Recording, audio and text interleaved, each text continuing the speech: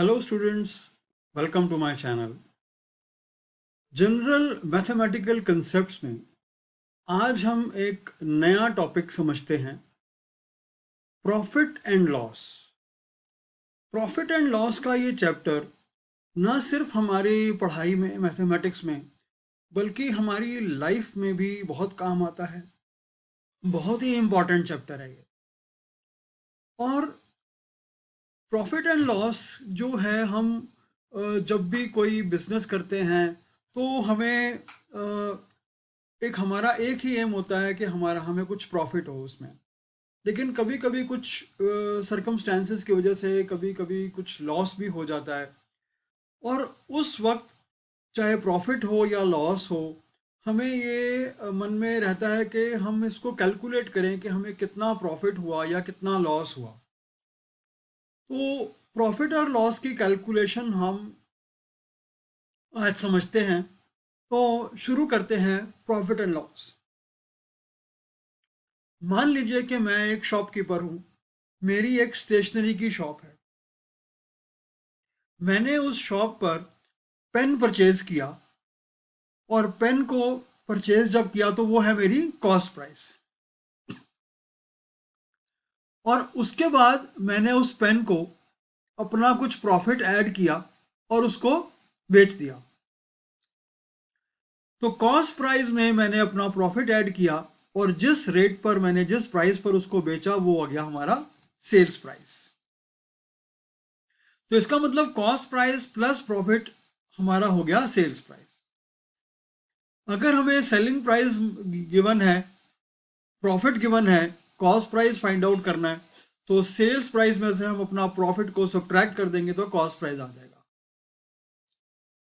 कभी कभी क्या होता है कि कुछ बिजनेसमैन अपना कॉस्ट प्राइस में एक नॉर्मल प्रॉफिट, जैसे कि मैंने यहाँ पर बोला कि 100 रुपीज़ का पेन था, 20 रुपीज़ प्रॉफिट ऐड किया, 120 का बेच दिया।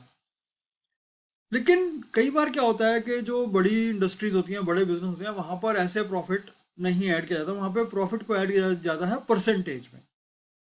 तो हमारी अगर मान लो कोई प्रोडक्शन है किसी फैक्ट्री में और उसकी कोई हमारी कॉस्ट प्राइस है, उसमें हम चाहते हैं कि अपना प्रॉफिट ऐड करें, से फॉर एन एग्जांपल 10%। तो उसके बेसिस पर हम अपना सेलिंग प्राइस डिसाइड करते हैं। ठीक है। और उसी तरीके से अगर हम सेल्स प्राइस हमें गिवन है, प्रॉफिट की परसेंटेज गिवन है, तो हम उसके बेसिस पर भी हम कॉस्ट प्राइस को फाइंड आउट कर सकते हैं। लेकिन अगर प्रॉफिट परसेंटेज में गिवन है और सेलिंग प्राइस है, तो उस कंडीशन में हम सिंपली ऐसा नहीं कर सकते कि सेलिंग प्राइस में से प्रॉफिट को सब्ट्रैक्ट किया और मतलब हमारा कॉस्ट प्राइस आ गया। उस कंडीशन में हमें कॉस्ट प्राइस को प्रिज्यूम करना होता है 100, क्योंकि जितनी भी कैलकुलेशंस हम करते हैं मैथमेटिक्स में प्रॉफिट एंड लॉस की, वो हम उसका बेस जो है वो कॉस्ट प्राइस है। तो यहां पर भी अगर प्रॉफिट परसेंटेज में है और सेलिंग प्राइस गिवन है, तो हम कॉस्ट प्राइस को 100 प्रिज्यूम करेंगे और उसके बेसिस पर हम अपना सेलिंग प्राइस में से हम कॉस्ट प्राइस को सब्ट्रैक्ट करके कॉस्ट प्राइस को फाइंड आउट कर सकते हैं, एक्चुअल कॉस्ट प्राइस को। ये तो हमने कॉस्ट प्राइस जो प्रिज्यूम किया 100 रुपीज़, एक्चुअल कॉस्ट प्राइस को अगर हमें फाइंड आउट करना है तो हम कर सकते हैं। ठीक है। मैं आपको एग्जांपल लेके समझाता हूँ। मैंने जब स्टार्ट किया, मैंने अगर 100 रुपीज़ का पेन लिया तो वो हमारी आ गई कॉस्ट प्राइस। मैं इसको CP लिख रहा हूँ शॉर्ट में। तो 100 रुपीज़ हमारी कॉस्ट प्राइस है, प्लस उसमें हमने प्रॉफिट को ऐड किया 20 रुपीज़, और हमारा सेलिंग प्राइस जो है वो आ गया हम 120 रुपीज़। ठीक है। अगर हमें यहाँ पर सेलिंग प्राइस गिवन है, तो सेलिंग प्राइस में से प्रॉफिट को सब्ट्रैक्ट कर लेते हैं तो हमारा कॉस्ट प्राइस आ जाता है। लेकिन अगर हमारे पास प्रॉफिट परसेंटेज में गिवन है, तो हम कॉस्ट प्राइस कैसे फाइंड आउट करेंगे? वो इस तरीके से नहीं करेंगे। उसके लिए मैंने बताया कि कॉस्ट प्राइस को हम 100 प्रिज्यूम करते हैं। मैं एग्जांपल लेता हूँ। हमारे पास कोई प्रोडक्शन में हमारी जो मटेरियल है उसकी जो कॉस्ट प्राइस है वो है 2000 रुपीज, और उसमें हमारा जो प्रॉफिट है वो है 20%। तो सेलिंग प्राइस जो हो जाएगा हमारा वो क्या हो जाएगा, सबसे पहले हम कॉस्ट प्राइस पर 20% का प्रॉफिट हम तो ये हो जाएगा, हम कैलकुलेट कर लेते हैं, ठीक है, 400 रुपीज। तो 400 रुपीज हमारा प्रॉफिट आ गया। उसको अगर हम अपने कॉस्ट प्राइस में ऐड कर लेंगे तो हमारा सेलिंग प्राइस आ जाएगा, ये हो जाएगा 2400 रुपीज, ठीक है। अगर इसी तरीके से हमें यहां पर क्वेश्चन में एक है, सेलिंग प्राइस गिवन है 2400 रुपीज,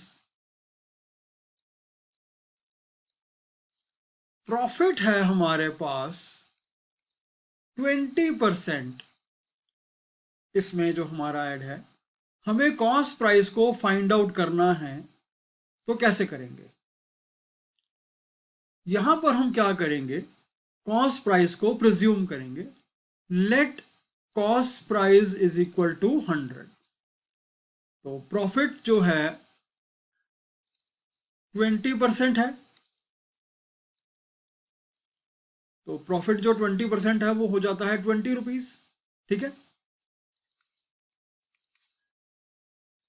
तो सेलिंग प्राइस कितना हो गया हमारे पास, 2120 रुपीज।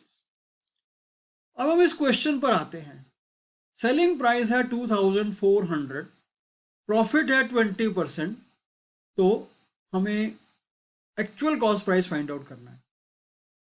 तो हमें क्या करना होगा, अब हमने यहां पर लिया कॉस्ट प्राइस 100, तो सेलिंग प्राइस 120 आ गया। हम इस क्वेश्चन को कैसे करेंगे, देखिए, इफ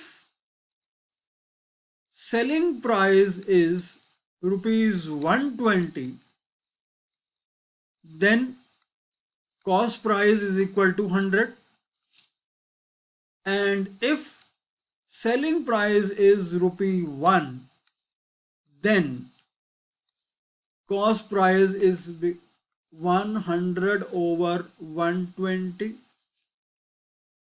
ठीक है। and if selling price is 2400,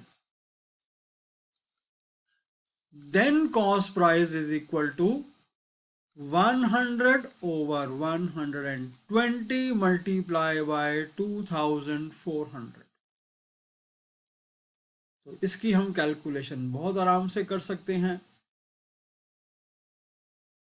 4 3s are 12 और 4 6s are 24, 3 2s are 6, और ये हो गया 200 मल्टीप्लाई बाय 10, तो ये हो जाता है हमारा 2000। तो हमारा कॉस्ट प्राइस क्या आ गया, 2000।